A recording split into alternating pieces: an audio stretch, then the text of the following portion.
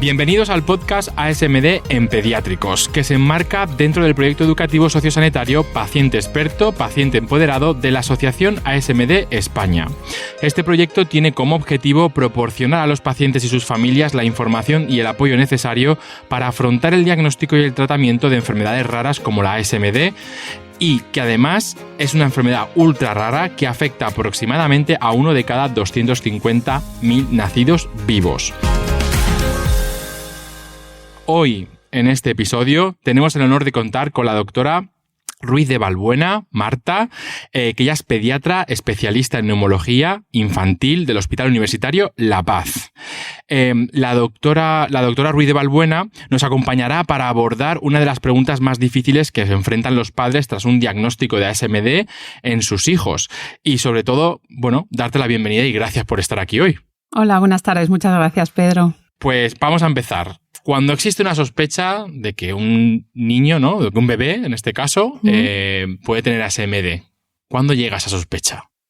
Bueno, pues principalmente en la edad infantil, un poco pues los síntomas o signos que nos hacen pensar en que un niño pueda tener una enfermedad una ASMD, de las llamadas enfermedades de depósito, pues sobre todo cuando se trata de niños que tienen uno de los signos o más característicos es un aumento del tamaño del hígado y del bazo, lo que se denomina médicamente hepatoesplenomegalia, ¿no?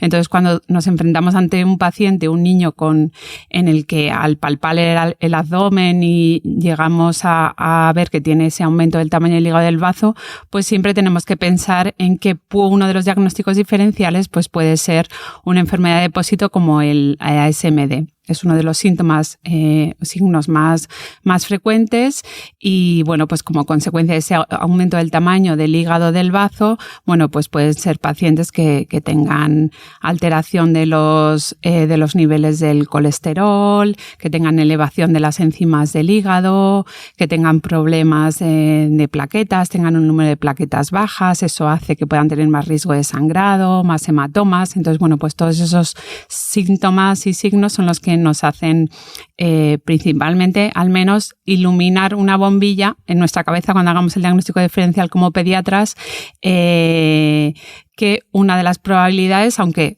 efectivamente, como has dicho antes y muy bien has dicho, es una enfermedad ultra rara, pues muchas veces no lo tenemos en cuenta o depende en qué ámbito trabajes, puedes pensar en ello o no. Claro, es que eso yo creo que tiene que ser complejo, ¿no? Porque esto se puede malinterpretar con otro tipo de patología, entiendo. Claro, porque probablemente cuando estamos ante un niño con estos síntomas no es lo primero en lo que pensamos. Claro, en estas enfermedades, son enfermedades muy poco frecuentes que probablemente hemos leído una vez en los libros, en la carrera, hemos para hacer un examen. Eso, para responder un examen tipo test.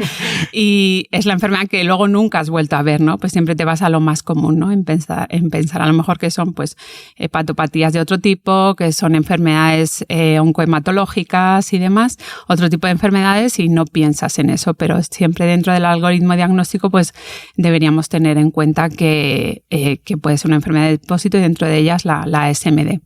Y una vez que tenemos el diagnóstico, ¿no? Tenemos un diagnóstico claro, que ya hemos dicho que puede ser complejo llegar a él, ¿qué pasos se siguen después de recibir este diagnóstico en un niño? Bueno, pues inicialmente para llegar al diagnóstico lo que tenemos que hacer fundamentalmente es un estudio enzimático, ¿no? Cuando pensamos que puede ser una enfermedad de depósito, dentro de todas las enfermedades de depósito, haciendo su diagnóstico diferencial, como pues es el ASMD, el Gaucher, Fabry y demás, específicamente para ASMD llegamos al diagnóstico haciendo una serie de marcadores enzimáticos que podemos hacer el estudio en sangre a través de, pues lo que se llama una gota gruesa en papel seco, ¿no? Que es tomando una muestra de sangre, de una gota de sangre del paciente y poniéndole en un papel, como son las pruebas del talón del niño. Estaba pensando yo en esas justo. Cuando nacen, eso, efectivamente.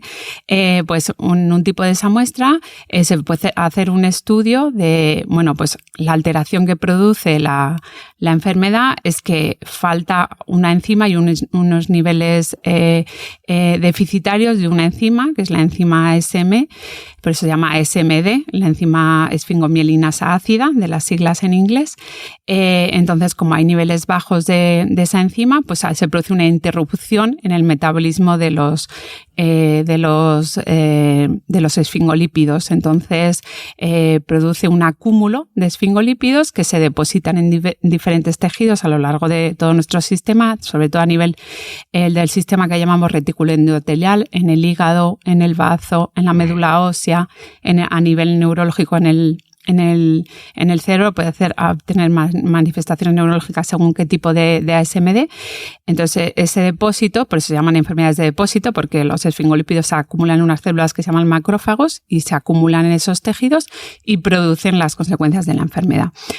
Entonces, bueno, diagnosticamos haciendo esos niveles de la esfingomielina ácida.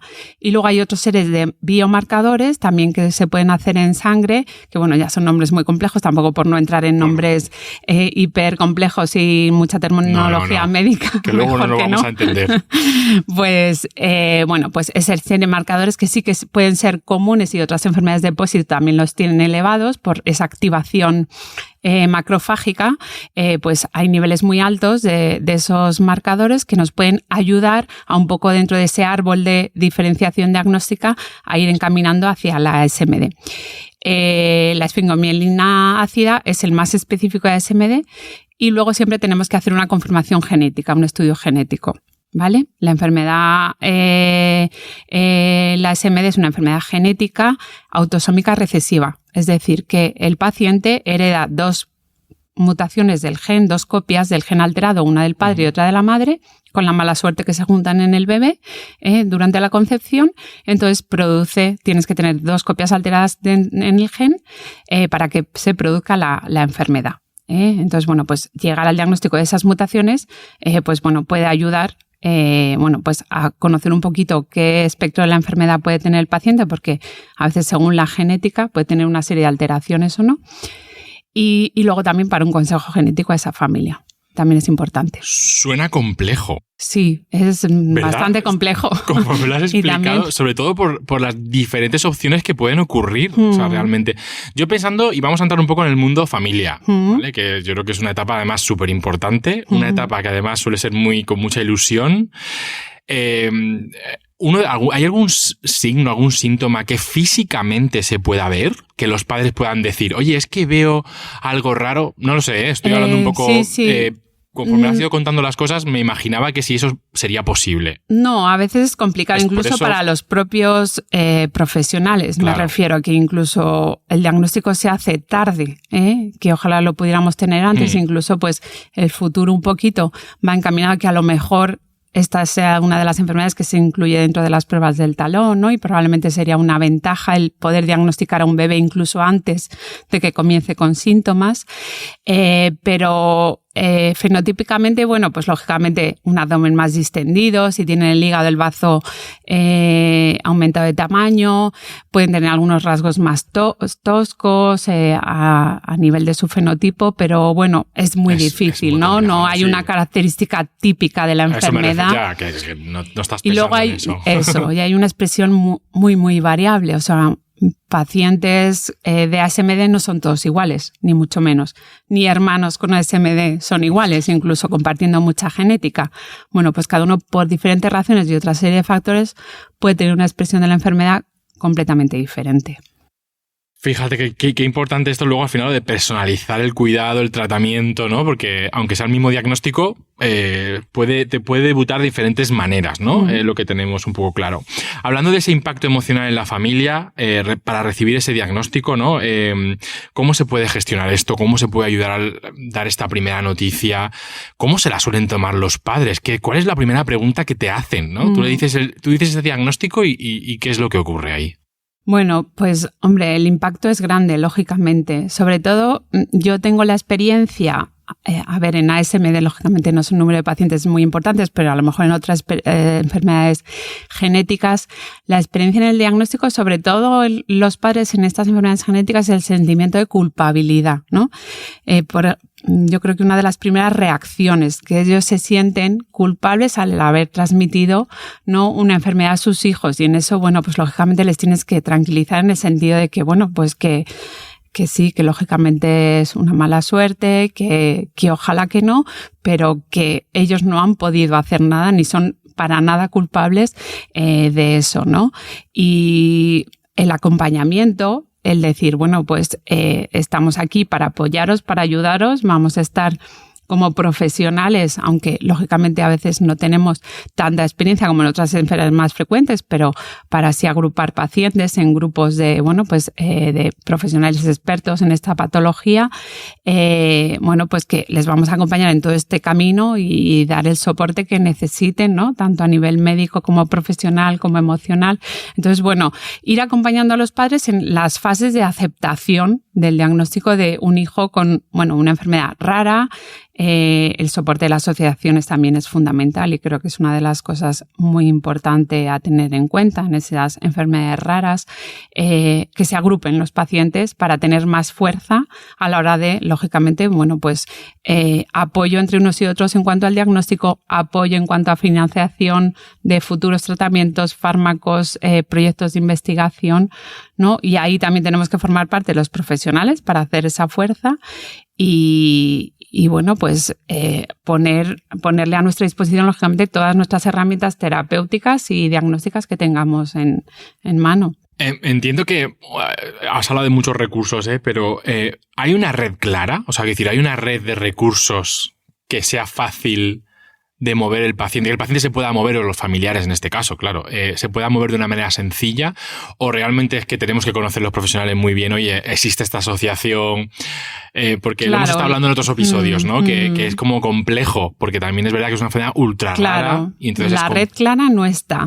O sea, está de manera informal, parece que cada vez está mejor, ¿no? Cada vez está mejor, también vivimos en un mundo cada vez más conectado, en el que, bueno, tienes acceso a información y demás, pero bueno, yo te cuento mi caso. Yo llevo 2 pacientes con ASMD, 2 hermanitos, y yo cuando la primera vez me enfrenté al diagnóstico ya he aprendido mucho de la enfermedad con estos 2 pacientes y con sus padres, y he aprendido mucho de las asociaciones y yendo al congreso de la asociación y formándome, pues lo que hablábamos antes, que esto a lo mejor solo lo hemos escuchado una vez en una pregunta de test. Claro. Y de repente te enfrentas a tu primer caso y aprendes mucho, empiezas a contactar con otros compañeros que llevan casos, pones cosas en común, derivas a pacientes y a lo mejor tú no tienes experiencia o son centros con menos experiencia, pues derivar también a pacientes a otros centros en los que tengan más experiencia respecto a eso, pues también es fundamental. Y bueno, yo creo que en el mundo hoy que tenemos, como decimos, conectado de información de un lado a otro, pues eso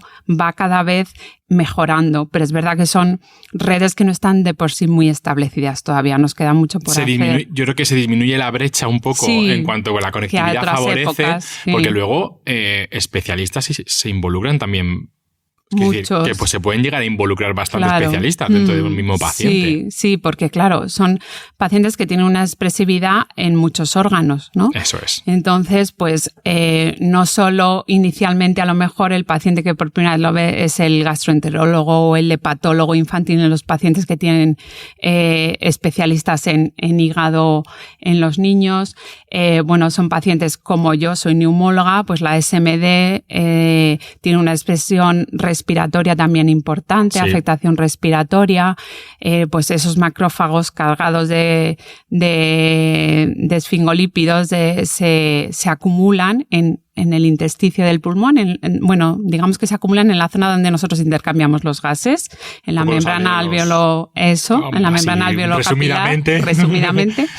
Entonces, bueno, provocan lo que se llama una afectación del intersticio del tejido pulmonar, para que un poco entendáis en palabras sencillas. Entonces, eso puede hacer dificultad respiratoria, que tenga la saturación baja el paciente, que se fatigue haciendo ejercicio, que tenga más catarros de repetición y demás. Entonces, bueno, pues ahí los neumólogos tenemos nuestro papel importante. Incluso algunos pacientes de adultos han sido diagnosticados porque tienen solo esa expresión respiratoria. Luego también el hematólogo, que tiene alteración de las plaquetas, de la coagulación, el oftalmólogo, porque el depósito a nivel de la retina de esos macrófagos también puede hacer, bueno, pues una de las características muy típicas, que esa es la típica pregunta de test de la mancha rojo cereza en la retina del paciente. El endocrinólogo tiene retraso del crecimiento, talla baja. O sea, al final, esta enfermedad exige un trabajo colaborativo. Claro, y es de multidisciplinar. Totalmente. O sea, realmente lo pide, ¿no? O sea, porque no sabes cómo va a ser esa expresión que hablabas tú al principio. Sí. Pensando un poco, volviendo un poco a la familia, para que no se nos vaya al punto de esa parte importante, que los padres ayuden a comprender y a entender que lo que está ocurriendo es importante, ¿no? Pero ese paso de hablar con los niños... Vale. ¿Cómo es ese paso? ¿O qué recomendaciones? Entiendo que esto es un mundo, Sí. Pero ¿qué recomendaciones se deberían dar para comenzar a hablar a estos niños de esta condición de salud y que no genere un impacto, pues hombre, emocional muy negativo, ¿no? O muy exagerado? Pues a ver, yo como pediatra siempre pensamos que los niños no se enteran de las cosas, pero yo como pediatra aprendido, primer mito, lo eliminamos. Yo he aprendido a que un niño entiende muchísimo antes de lo que tú te crees y comprenden mucho antes, incluso siendo lactantes, muchas cosas y te sorprenden los niños. Entonces, el niño entiende muy pronto, entiende que va al hospital, que va al médico, que va con mucha más frecuencia y demás. Entonces, empieza a ver cosas que otros niños a lo mejor no hacen con su edad.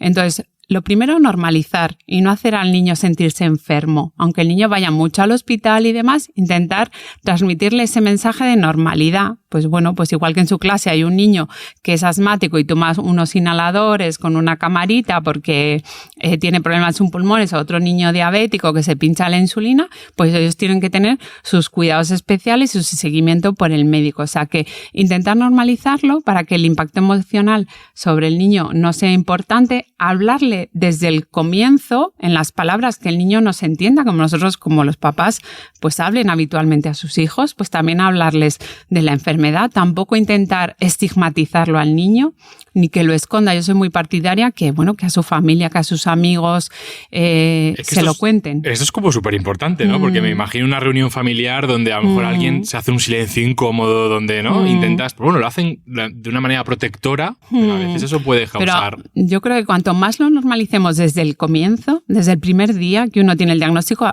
lógicamente, como decíamos antes, hay que tener un proceso de aceptación, de fase, de duelo, de ponerme en marcha, voy a coger el toro por los cuernos y vamos a ponernos en marcha con esta enfermedad y a vivir con esta enfermedad porque nos va a acompañar toda la vida, ¿no? Entonces el niño también tiene que vivir con ella, convivir con ella y hacerlo lo más normal posible. No les tenemos ni que estigmatizar, ni que aislar, contárselo en palabras sencillas que ellos entiendan y que cuando ellos tengan ya la edad de preguntar en la consulta a sus médicos, pues que pregunten. Por ejemplo, a mis pacientes, los dos hermanos, muchas veces me llama la mamá, pues me ha preguntado Marta, la niña, que te diga, oye, que te pregunte esto, que si tiene que ver con la enfermedad o no.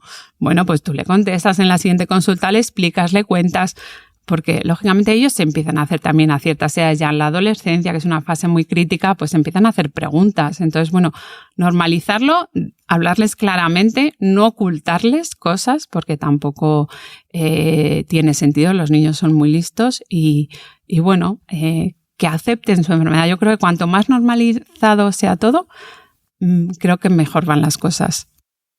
Pacientes expertos desde bien pequeñitos, porque luego yo creo que cuando van creciendo le dan esa naturalidad que enseguida nos enseñan a nosotros como profesionales muchísimo en cómo abordar la enfermedad. Pasamos hemos hablado un poco de esas estrategias a la hora de comunicárselo a nuestro hijo o nuestra hija. Tratamientos. Tratamientos disponibles que tenemos actualmente para los niños con ASMD. Y realmente, ¿qué expectativas hay? Porque todo el mundo puede tener acceso a este tratamiento o específicamente hay que tener claro algunas recomendaciones. Bueno, pues hasta hace bien poco el tratamiento que teníamos era asintomático. Es verdad que la ASMD, no hemos entrado un poquito a hablar los tipos de ASMD que hay, ¿no? Pero hay 3 tipos que se llaman el A, el B y luego la forma intermedia AB. Y digamos que el A es la forma más severa de debut más temprano en la infancia y tiene una afectación neurológica importante, y el tipo AB suele tener cierta afectación neurológica, pero de una aparición más tardía, y el tipo B habitualmente no tiene afectación neurológica. Entonces, hasta ahora teníamos un tratamiento sintomático, controlar síntomas, tipo de alimentación, el control de las enzimas hepáticas, una dieta determinada, evitar, pues los sangrados y demás. Y luego, al nivel del soporte respiratorio, pues el tratamiento precoz de las infecciones, la fisioterapia respiratoria, soporte con oxígeno, si hace falta ventilación cuando lo necesitan y están en situación de fallo respiratorio. Pero gracias a los ensayos clínicos realizados a nivel mundial, pues aparece la enzima sustitutiva que está deficitaria aparecen los primeros ensayos clínicos, pues aparecen los primeros tratamientos con esta enzima que sustituye a la que está deficitaria y que logra una mejoría realmente significativa. Entonces, se hicieron los primeros estudios en adultos, luego en pacientes pediátricos.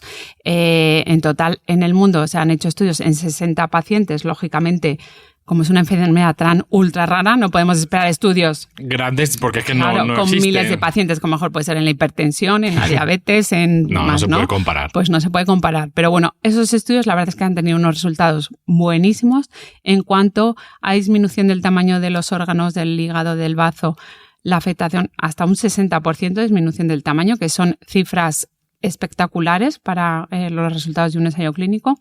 Una mejoría de la función respiratoria medida por pues una prueba que se llama la difusión, que un poco lo que valora es esa zona donde se intercambian los gases en el pulmón, con una disminución, una mejoría, hasta del 45-50%, que a cualquier neumólogo infantil que tú le hables de un estudio en el que un tratamiento mejora un 50% la función pulmonar, es una cosa tremenda.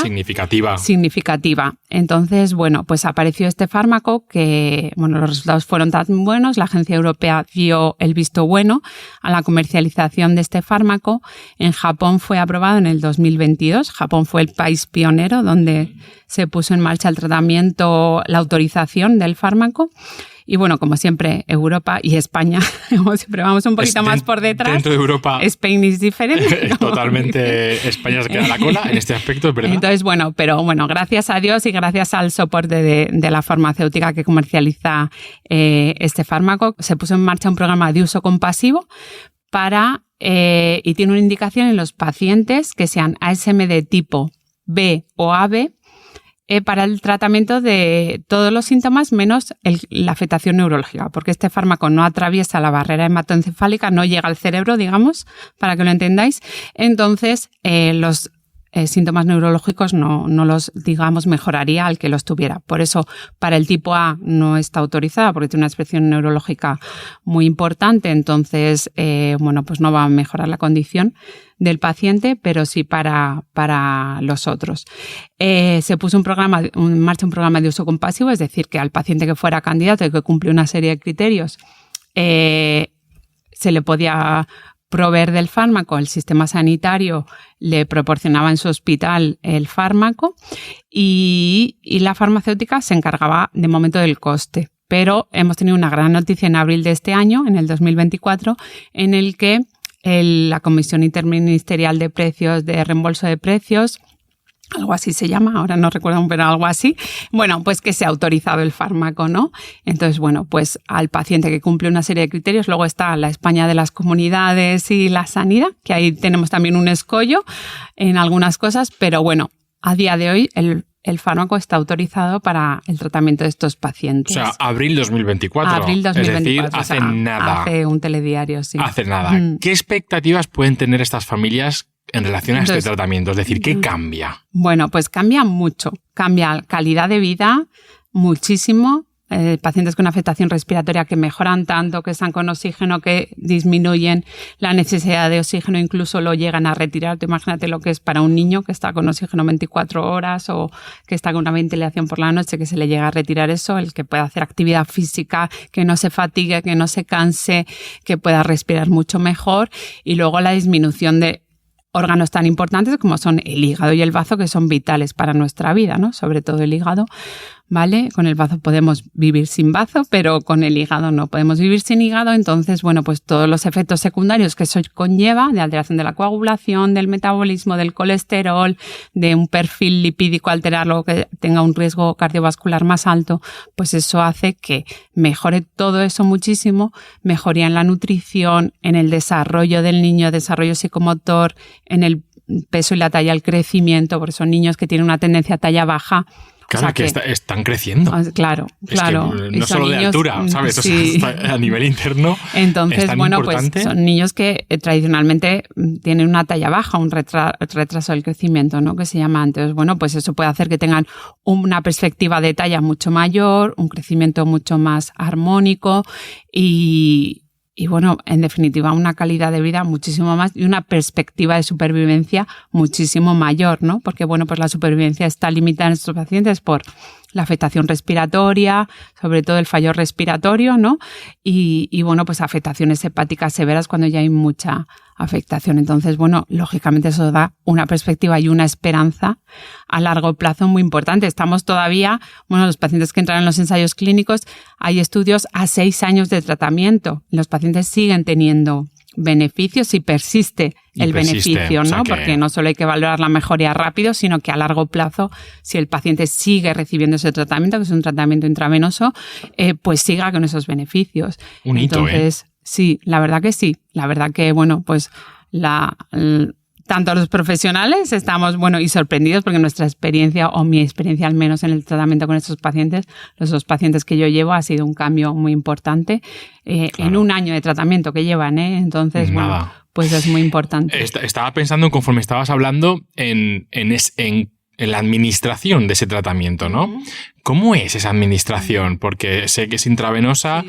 Lo hemos hablado en otro episodio en la parte adulta, pero en la parte más infantil y de niños, ¿cómo lo llevan? Bueno, pues igualmente los niños te sorprenden. Es o sea, que te sorprenden yo estaba pensando en normalizar, ¿no? Otra vez, o sea, la palabra. Sí, te sorprenden en todas las áreas. Entonces, bueno, pues la administración es igualmente que en los adultos, intravenosa, cada 15 días. Es verdad que la dosificación se empieza por una dosis más baja hasta conseguir la dosis tope. Se va escalando poco a poco la dosis para evitar efectos secundarios por la liberación de productos que pueden ser tóxicos, ¿no? Porque de repente de esa acumulación de los lípidos y de repente pones en marcha la enzima otra vez, bueno, pues se pueden liberar todos esos productos que pueden ser muy tóxicos para el organismo. Entonces hay que hacerlo progresivamente. Y hay que administrarlo intravenoso. Entonces, claro, a un niño cogerle una vía cada 15 días, ir al hospital a ponerse el tratamiento, porque el tratamiento a día de hoy de momento es hospitalario. Eso ¿vale? Cambiará, ¿no? Pronto. Pues eso es una de, bueno, pues de hecho en una de las últimas reuniones que tuvimos, foros con la asociación o no sé dónde fue, salió un poco a la palestra, ¿no? De que probablemente el futuro vaya a que el paciente sea capaz de administrárselo en domicilio o al menos en primer paso en su centro de salud. Entonces, bueno, para ir poco a poco, bueno, pues a que el paciente también maneje sus autocuidados, ¿no? Y sea capaz de administrárselo en casa. Entonces, bueno, pues a veces a los pacientes se les pone dispositivos a los niños para que cada 15 días a uno le están pinchando y cogiendo vías. Bueno, pues lógicamente las venas también se estropean. Entonces, bueno, a veces hay que poner pues algunos dispositivos, ¿no? Catéteres más permanentes para que sea más fácil el acceso a las vías, cosas que puedan llevar y que el niño no sufra dolor cada vez que se le va a pinchar y demás. Y hablando un poco de esto, ¿qué tipo de seguimiento se hacen a estos pacientes? O sea, yo estoy pensando en unos niños que vienen a la consulta.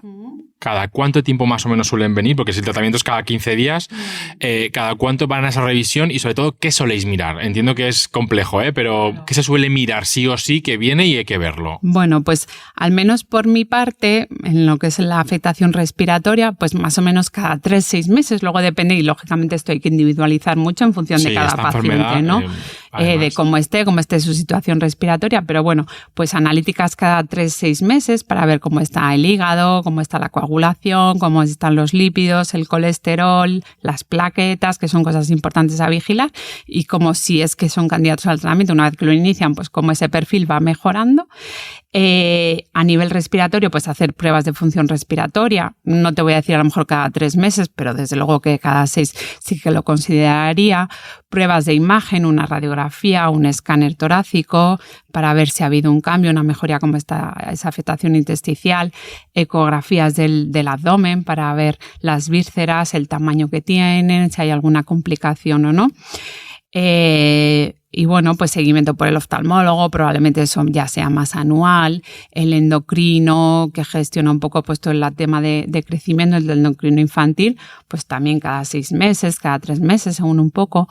Los nutricionistas o gastroenterólogos también tienen un papel importante, ¿no? O sea, aquí el equipo multidisciplinar es importante. Tiene... Y luego ya no hablamos de lo que debería también haber en un equipo multidisciplinar, que son psicólogos clínicos, trabajador social, que ojalá ¿no? llegue, eso también lo podamos ver, ¿no? Ojalá eso lo podamos ver en todos real. Los equipos, porque es verdad. Pero el número suficiente, claro. Claro, en todo eso que hablábamos del abordaje de la enfermedad, ojalá todos los sanitarios tuviéramos al lado un psicólogo clínico que nos ayudara a manejar todo eso, porque muchas veces hacemos de psicólogos, de neumólogo infantil, de psicólogo y de... Pero de bueno, todo. y además forma parte también un poco de nuestra profesión, va implícito, sí, ¿no? Sí, o sea, sí, pero claro, a veces luego. no sabemos cómo abordar esas situaciones. Vamos a hablar un poco de las expectativas a futuro, ¿vale? De este bloque un poco...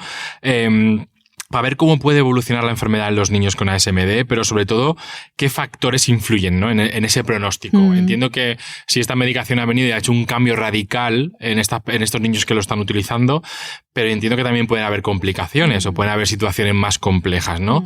¿Cómo abordamos esto en una familia? De oye, esto se puede complicar, esto puede llegar a esta situación, ¿se evita esa conversación? ¿O es fácil hablarlo? ¿Cómo es esto? Hombre, estas cosas no son nunca fácil hablarlos, pero sí, bueno, también estamos en una época un poco, bueno, pues esperanzadora y más dorada, digamos, de la enfermedad. Pero bueno, también hay pacientes que no son candidatos a este tratamiento. Entonces, bueno, en esos pacientes también nos tenemos que situar y bueno, pues ojalá se pudiesen tratar, ojalá llegamos a un tratamiento algún día. Como yo siempre digo, la medicina avanza hacia la genética y el tratamiento curativo y toda la investigación en muchas de las enfermedades y en las enfermedades genéticas están dirigidas hacia sustituir el gen que está alterado. Entonces, ese será el futuro. Probablemente más pronto que tarde, que a lo mejor nosotros no lo vemos, a lo mejor no. Pero bueno, yo en mis años de profesión he visto muchos cambios como ¿no? Del tratamiento y es un gran hito, pues a lo mejor en un tiempo, bueno, pues vienen estudios sobre tratamiento genético, bueno, pues que consigan hacer una curación definitiva de la enfermedad, que ojalá lo consigamos con esta y con muchas otras, ¿no? Pero bueno, en aquellos pacientes que lógicamente no tienen opciones de tratamiento, que situación no está, bueno, pues hay que seguir acompañándoles, ¿no? Y abordar pues esas complicaciones que vayan surgiendo a largo plazo, ¿no? De, bueno, pues fallo respiratorio y demás, bueno, pues que puedan existir para dar el soporte a todo eso. Fíjate, estaba hablando un poco de desafíos, ¿no? Y de esas expectativas a futuro. ¿Pueden todos los niños? O sea, yo me imagino en una casa, yo no tengo hijos, pero bueno, me puedo imaginar la situación porque sí, soy hijo. ¿No? Cuando vas creciendo que empiezas a ver cosas en amigos, en familiares, en primos que quieres hacer tú y a lo mejor no puedes hacer por la enfermedad, ¿no? Sí. ¿Gestionar estas expectativas con la familia es necesario abordarlo? Sí, o sea, es necesario abordarlo. Que lo pueda entender. Y hombre, le intentas limitar al niño, pero a veces los niños se dejan... Cuidado porque ahí es un... El niño corre con el oxígeno, se baña con el oxígeno y te sorprenden en cosas que ves y que te cuentan luego los padres. Pero bueno, intentar normalizar todo lo que podamos y permitirle al niño hacer todo lo que pueda. Yo siempre digo que el niño con afectación respiratoria, si no puede, se va a limitar y se va a parar y no va a seguir jugando. Es importante. El cuerpo es muy sabio y al final el paciente se para, el niño se para, descansa y luego sigue corriendo y sigue jugando. Pero él lo va a intentar porque es su condición, ¿no? De niño, de jugar, de correr, de saltar. Y luego, pues, bueno, pues eso, verlo lo más normalizado posible. Y bueno, hablarlos sobre todo, lo que hay que concienciarles mucho, antes de que inicien tratamiento, cuando lo inicien, bueno, pues pacientes que tienen un hígado y un bazo grande, lo que tenemos que limitar mucho es, sobre todo, deportes, cuando empiezan a hacer deportes de contacto, que sean un contacto físico para evitar, bueno, pues una ruptura de hígado, de bazo, que pueda hacer un sangrado muy importante. Entonces, bueno, deportes de contacto, pero aún así hay que fomentarles a hacer actividad física, hacer deporte, adaptar a su condición, y que sea un niño que pueda hacer actividad física y deporte como otros niños de su cole, de su clase, como sus primos, sus hermanos o sus amigos. Que es súper importante. Hablando un poco, o sea, hemos hablado un poco del futuro, vuelvo un poco al tratamiento, pero sobre todo a los ensayos clínicos. Es decir, hemos tenido una gran situación en este 2024, pero entiendo que para seguir avanzando necesitamos que tanto el paciente como familiares participen también en ensayos clínicos. Sí, sí. Esto realmente se desconoce por parte de la sociedad en general. Es complicado. Si hablas con gente de tu alrededor, hablas de un ensayo clínico, pero la gente no sabe realmente qué implica, ¿no? Es importante que las familias se informen de esto y que intenten participar, porque es una manera de avanzar, ¿no? Hombre, son pacientes que habitualmente, estos pacientes con enfermedades raras que están muy vinculados a la asociación, son pacientes muy informados y son pacientes expertos, como decimos, ¿no? El paciente es experto, incluso a veces te habla de estudios que tú todavía ni has leído, porque le han contado, porque ha visto, bien, porque por que nos pongan un poco Instagram ahí. Está en contacto con la sociedad de Alemania, de Brasil, de no sé dónde. Entonces, bueno, pasa eso está muy bien. Y te cuenta de cosas o te trae el estudio tal que tú todavía ni has leído, ¿no? Entonces, bueno, ellos saben mucho de su enfermedad, tú sabes mucho o poco de varias, pero ellos saben mucho de la suya y buscan mucho de la suya a través de la asociación. Entonces, son muy colaboradores para cualquier estudio. O sea, la experiencia de estos pacientes crónicos con enfermedades que no son tan frecuentes es que ellos colaboran mucho con los estudios, con los ensayos clínicos, están dispuestos a hacer lo que sea por mejorar su enfermedad y por participar en estudios clínicos. Y bueno, pues en ese sentido vamos a tener siempre su apoyo, que aunque a nivel de la sociedad no conozcamos, ¿no? Tanto así como en una cultura general, ¿no? Lo que es un ensayo clínico, bueno, pues nosotros metidos en el mundo médico, según en qué tipos de hospitales de tercer nivel, y estos pacientes tan expertos, pues luego colaboran mucho con los estudios. ¿Podríamos decir que son un recurso para el sistema, estos pacientes? Porque yo realmente muchas veces pienso, es que son un recurso en activo. Sí, son un recurso, claro. Nos ayudan, les ayudamos y nos ayudan. Al final es un feedback entre unos y otros. Nosotros también aprendemos mucho de nuestros pacientes, sí. Sí, yo creo que aquí está el win to win, ¿no? Cuando hablamos de esta sanidad participativa, que ahora también se habla mucho de esto, ¿no? De la humanización, la sanidad participativa, ¿no? De el acceso a la información, pues, aunque puede ser buena o mala, que es otro debate. Hay que vinculizarla bien, pero... Bueno, pero es verdad que las personas que nos llegan, pues nos llegan también más informadas y esto a veces nos pone un poco en jaque, pero yo creo que es positivo. No, pero es positivo. Siempre aporta algo, siempre... Sí. Vamos a hablar de la última parte porque, fíjate, se nos está haciendo largo... Bueno, a mí no se me está haciendo largo, ¿eh? Espero que a ti tampoco. No, tampoco. Pero vamos a la última parte que yo creo que es importante, de la calidad de vida, ¿no? Claro, intentamos normalizar esta enfermedad dentro de personalizar cada uno de los diagnósticos, que entiendo que esto lo hemos entendido muy bien, que se puede expresar la enfermedad de muchas maneras en nuestro organismo, ¿no? Pero esas recomendaciones para mejorar la calidad de vida de los niños, ¿cómo la familia puede contribuir a que su infancia, su adolescencia, pues sea lo más feliz posible, ¿no? Porque luego cuando somos mayores nos acordamos mucho de cosas que nos han pasado de pequeño, ¿no? ¿Existen algunas actividades o terapias o algo que quieras reseñar sobre este tema de la calidad de vida? Vale, pues ya un poco he mencionado antes, ¿no? Sí, lo que es un poco, bueno, pues el practicar actividad física, en no limitarles y adaptarles a su condición y a lo que les permita para, lo primero, sentirse iguales o parecidos a otros niños de su edad y que eso no les limita, que si quieren ir a fútbol, ¿por qué no van a ir a fútbol? A lo mejor, pues o les ponemos de portero o, bueno, en este caso a lo mejor he puesto un ejemplo con un deporte de alto impacto, pero bueno, que si a lo mejor quieren apuntarse a fútbol o a natación o a cualquier otro deporte, ¿por qué no? Adaptándolo a sus necesidades, hablando con el entrenador, hablando con el colegio. Valorarlo, ¿no? Por lo menos. Claro, valorarlo, no decir un no, claro. Tú no puedes hacer fútbol. No, bueno, a lo mejor podemos buscar la manera. Si al niño le gusta el fútbol, si al niño le gusta tal deporte, pues ¿por qué no lo va? O andar en bicicleta, pues ¿por qué no lo va a poder hacer? evitando, bueno, pues los deportes de mucho impacto o siendo un poco conscientes de ellos y, bueno, teniendo un poquito de cuidado. Fomentando la actividad física, la vida saludable, ¿no? Eso siempre, a cualquier persona, como médicos que somos, pero también, bueno, pues enfermedades crónicas también. Haciendo fisioterapia respiratoria. Bueno, pues intentar normalizando para que el niño sea feliz también durante su época infantil y no sea un niño marcado por una enfermedad. Que la enfermedad le acompañe en su vida, pero que vivir no, con, ¿no? Puedes vivir con, pero no vivir a pesar o con ese peso. Bueno, pues la verdad es que no sé si te queda algo más que te gustaría añadir en este episodio que creas que se nos ha olvidado o que lo hemos pasado por encima, que digas, uy, esto lo hemos hablado. Es el momento, es como tu minuto de oro, así que bueno, antes de cerrar, pues no, yo creo que un poco hemos tocado yo creo que hemos tocado, ¿no?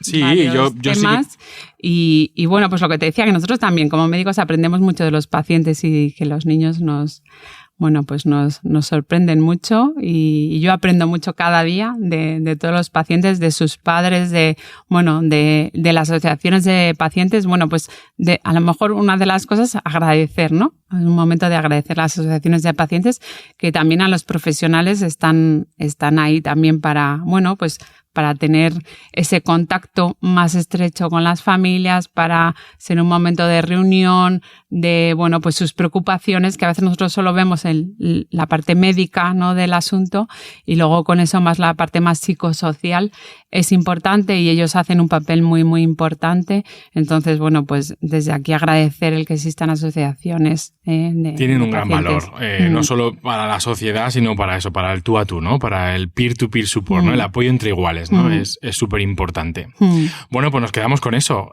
Muchísimas gracias por acompañarnos hoy. Espero que hayas estado cómoda. Pedro. Sí, muy cómoda, la verdad. Pues desde aquí queremos agradecer profundamente a la doctora Ruiz de Balbuena por su valiosa participación en este episodio dedicado a la SMD en pediátricos. Hemos abordado temas cruciales que sabemos que son de gran importancia para las familias que conviven con esta enfermedad ultra rara. Esperamos que este programa haya sido útil para comprender mejor lo que significa recibir un diagnóstico de ASMD en un niño y qué pasos seguir a partir de ahí. Recordemos que, aunque el camino pueda parecer incierto, existen recursos, tratamientos y, bueno, sobre todo un equipo sanitario, un equipo médico comprometido, ¿no?, con ofrecer el mejor apoyo posible en todas las circunstancias posibles. Este programa forma parte del proyecto educativo sociosanitario Paciente Experto, Paciente Empoderado 2024 de la Asociación ASMD España, que busca empoderar a los pacientes y sus familias a través del conocimiento y la información. Si tienen preguntas adicionales o necesitan más apoyo, no duden en ponerse en contacto con ASMD España a través de la página web www.asmd.es. Juntos podemos hacer frente a esta enfermedad con la fuerza del conocimiento y el apoyo comunitario. Gracias por acompañarnos hoy y los esperamos en el próximo episodio.